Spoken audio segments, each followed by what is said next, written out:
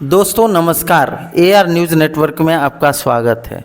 हम लोग आज सड़क सुरक्षा के कुछ आयामों के बारे में चर्चा करेंगे और हमारी इस चर्चा में आज हमारे निशांत सर हमारे सहयोगी हैं, हमारे दोस्त हैं, उनके साथ हम लोग इस चर्चा को जारी रखेंगे। फिलहाल जो हम अपनी चर्चा की शुरुआत करते हैं सर, एक 3 पहिए का एक ठेला टाइप का चला है सर, जिसमें होंडा मशीन लगा होता है।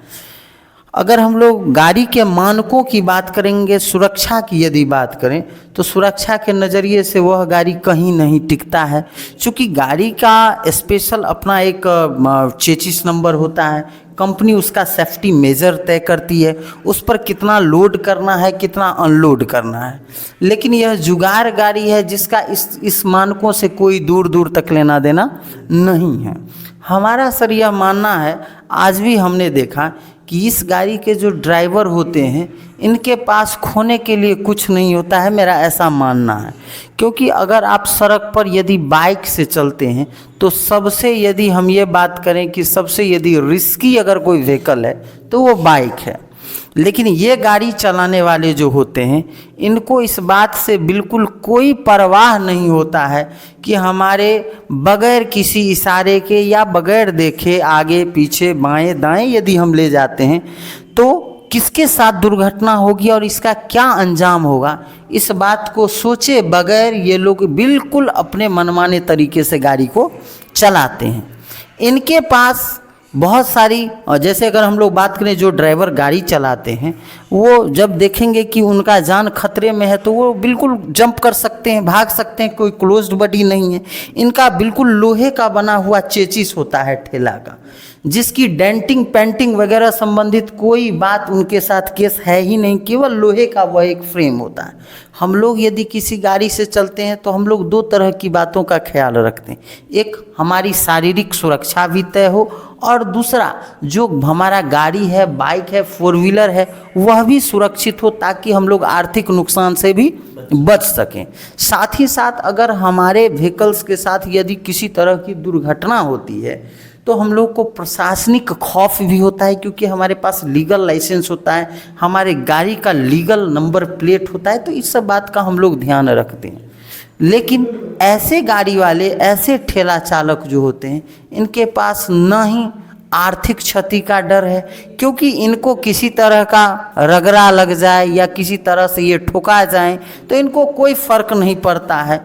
यह इस बात को सोचे बगैर कि हमें कोई ठोक दे उससे हमको तो कुछ होना जाना है नहीं, जो ठोकाएगा वह जाएगा।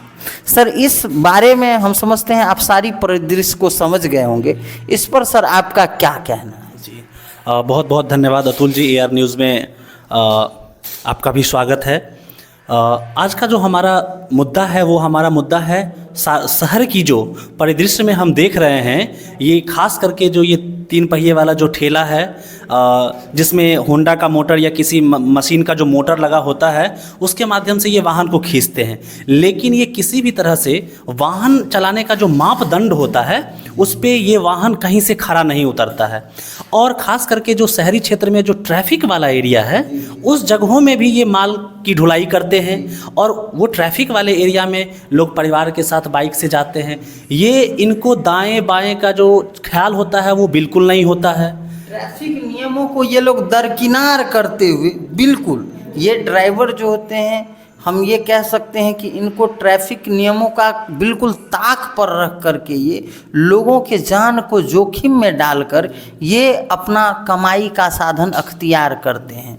इनके द्वारा की गई किसी भी तरह की दुर्घटना को हम लोग दुर्घटना न कहकर यदि इसको हम मर्डर कहें तो यह ज़्यादा बिल्कुल बिल्कुल सही कहना है, क्योंकि उसके अगर ब्रेक लगाने के सिस्टम को आप देखेंगे तो शायद जब वो किसी रिक्लाइंड प्लेन पे चढ़ते या उतरते हैं तो हो सकता है कि वो उनका ब्रेक सिस्टम जो है वो फेल कर सकता है, क्योंकि वो ह्यूमन मेड सिस्टम वहाँ पे होता है और किसी टायर का जो कटा हुआ हिस्सा होता है उससे वो ब्रेक का निर्माण करते हैं। ठीक है, हो सकता है कि उनका पैडल स्लिप उस समय हो हो जाए तो सामने वाले वाहन को भी वो दुर्घटनाग्रस्त कर सकते हैं, या फिर जब लुढ़कने की संभावना जहाँ पे होती है तो पिछले गाड़ी को भी क्षतिग्रस्त कर सकते हैं। अक्सर करते और उनके गाड़ी की बॉडी की बनावट इस तरीके की होती है, इतने हैवी मेटल्स का, उसमें हैवी आयरन का इस्तेमाल किया जाता है कि वो किसी भी खूबसूरत कार को डेंट कर सकते हैं, किसी भी गाड़ी को क्षति पहुंचा सकते हैं, जान माल की नुकसान हो सकती है। और सरकार को इस तरह के गाड़ियों को चलाने के लिए एक पैमाना तय करना चाहिए और ट्रैफिक वाले एरिया में उस गाड़ी की आवाजाही को रोकने का प्रबंध करना चाहिए, क्योंकि जो शहरी परिदृश्य और ग्रामीण परिदृश्य से बहुत अलग चीज़ें हैं। क्योंकि यहाँ पे ट्रैफिक होती है, लोग अपने परिवार के साथ बाजार में घूमते रहते हैं और इस तरह के अनजान दुर्घटना कभी भी उनके चपेट में वो कभी भी आ सकते हैं। ये सारी चीज़ें होती हैं। इसके अलावा एक पहलू और है, जो आजकल ये ई वाहन जो है, जिसमें ये 3 चक्के वाली वाहन है, उसमें कहीं से ड्राइविंग लाइसेंस की ज़रूरत सरकार ने निश्चित रूप से बाध्य नहीं किया है।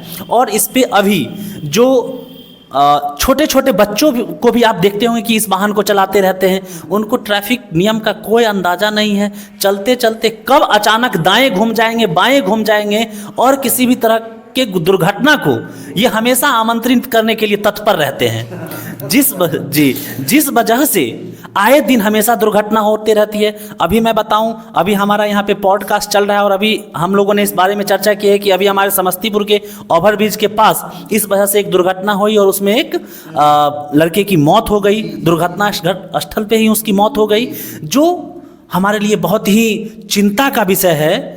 और इस पे सोचने के लिए हम लोगों को इस पे बाध्य होना पड़ेगा। और इस चीज़ के लिए हमें जो सड़क सुरक्षा परिवहन अधिकारी हैं या परिवहन पदाधिकारी हैं, उसको इस बात को संज्ञान में लेंगे और इस पे उचित कार्रवाई करने के लिए प्रयासरत होंगे। इसके लिए हमारी जो है उनसे अपेक्षा है।